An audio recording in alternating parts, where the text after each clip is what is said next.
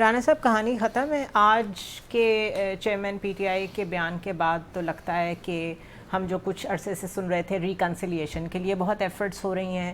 اس میں دورانی صاحب بڑے فور فرنٹ پہ تھے, کبھی صدر صاحب بہت ایکٹیو نظر آتے تھے, کبھی کچھ وکلاء باہر آ کے ایسا بیان دیتے تھے خود چیئرمین پی ٹی آئی کے جس سے لگتا تھا کہ انہوں نے کہا ہے کہ بھئی اینٹی اسٹیبلشمنٹ ہونا بند کریں. ہمیں لگ رہا تھا چیزیں ریکنسیلیشن کی طرف جا رہی ہیں.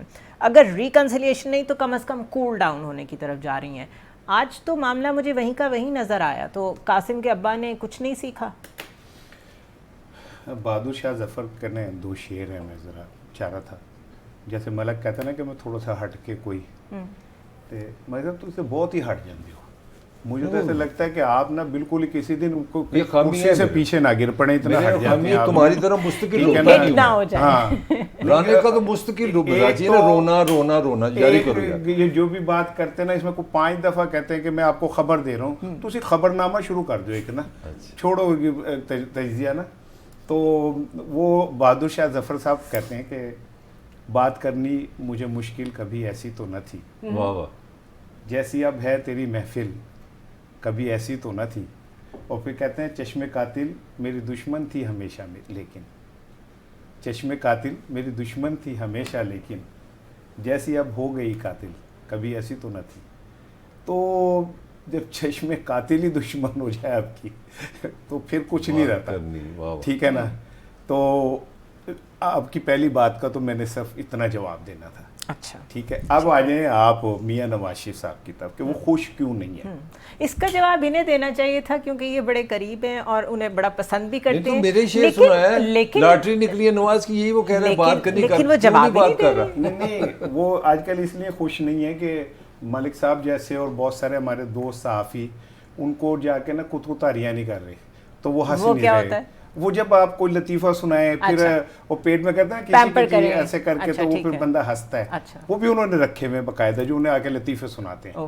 اچھا, آج فضل الرحمان صاحب اور میاں صاحب کی جو آپس میں میٹنگ ہوئی, تو آپ تو چونکہ لاہوری اور اندرون کلچر سے تھوڑا دور ہیں, ملک جانتا ہے, ہم کبھی کھیلتے تھے چیچو چیچ گنڈیریاں دو تیریاں دو میریاں, ٹھیک ہے. آج انہوں نے دونوں نے بیٹھ کے ڈرائنگ روم میں نے چیچو چیچ گنڈیریاں دو تیریاں دو میریاں. یہ وہ کب سے کر رہے ہیں؟ میں عرض کروں 80s سے کرتے آ رہے ہیں. ان کو خود بھی اب عجیب نہیں لگتا ہوگا کہ ہم نے کیا گیم بنائی. سیٹ ایڈجسٹمنٹ کہتے ہیں انگلش میں. ہاں, اس کو سیٹ ایڈجسٹمنٹ. اچھا, یہ سیٹ ایڈجسٹمنٹ سے زیادہ کی بڑی بات ہے. اچھا ملک صاحب I am sorry, seat adjustment سے بڑی علیحدہ چیز ہے.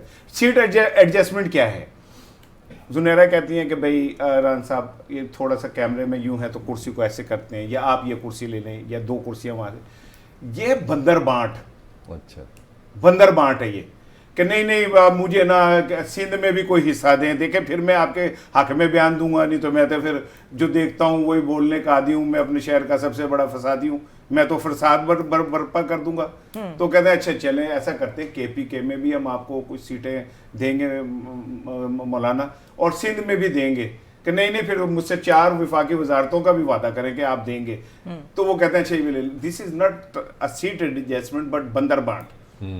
یہ ہے کہ اہل اللہ. اب میں ایک آپ سے بات کرتا ہوں. کل میرے پاس ایک خاتون آئی, وہ کہیں گھروں میں کام کرتی ہیں, برتن دھوتی ہیں. تو وہ کہتی ہیں کہ مجھ سے ملنا ہے. تو میں بڑا حیران ہوا, میں خیر ملا, میں نے کہا کیا بات ہے, کہ مجھے نا کچھ مدد چاہیے. میں نے کہا کہ کیوں چاہیے؟ کہتی میں یہ گھروں میں کام کرتی ہوں 3 گھروں میں, تو میرے کو 16-17 ہزار روپے بنتے ہیں.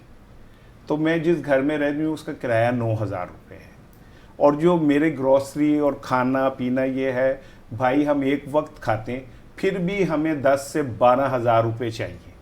بجلی کا بل, گیس کا بل, پانی کا بل علیحدہ ہے, بچوں کی دوائی علیحدہ ہے. یار کس ملک میں ہیں یار ہم, جہاں لوگ مر رہے. خدا کی قسم مجھے ایسا محسوس ہوا جیسے وہ یہ کہہ رہی ہے کہ میں مر جاؤں گی, میرے بچے بھی مر جائیں گے, اور اوپر بیٹھے ہوئے لوگ بندر بانٹ کر رہے ہیں, پھولوں سے پتیاں نشاور کروا رہے ہیں اپنے اوپر, کروڑوں اربوں روپے کی گاڑیوں کے اندر پھرتے ہیں, اتنے بڑی عمارتوں کے اندر شاہانہ انداز میں رہ کے 24 کروڑ کیڑوں کی بات کرتے. کون سا الیکشن؟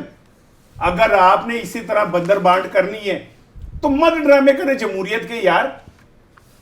آپ کہہ دیں کہ اچھا میاں صاحب اگلے 10 سال کے لیے آپ وزیر اعظم ہیں، اس کے بعد 8 مہینے چاہ پورا کر کے نا جب آپ کے اوپر اسٹمپ لگ جائے چوتھے وزیر اعظم کی، پھر آپ صدر بن جائیں، 18ویں ترمیم ہم ختم کرا دیں گے، آپ کو لاتعداد اختیارات مل جائیں گے. کون سے ملک ہے یہ؟ کیا کہاں پہ کھڑے ہم؟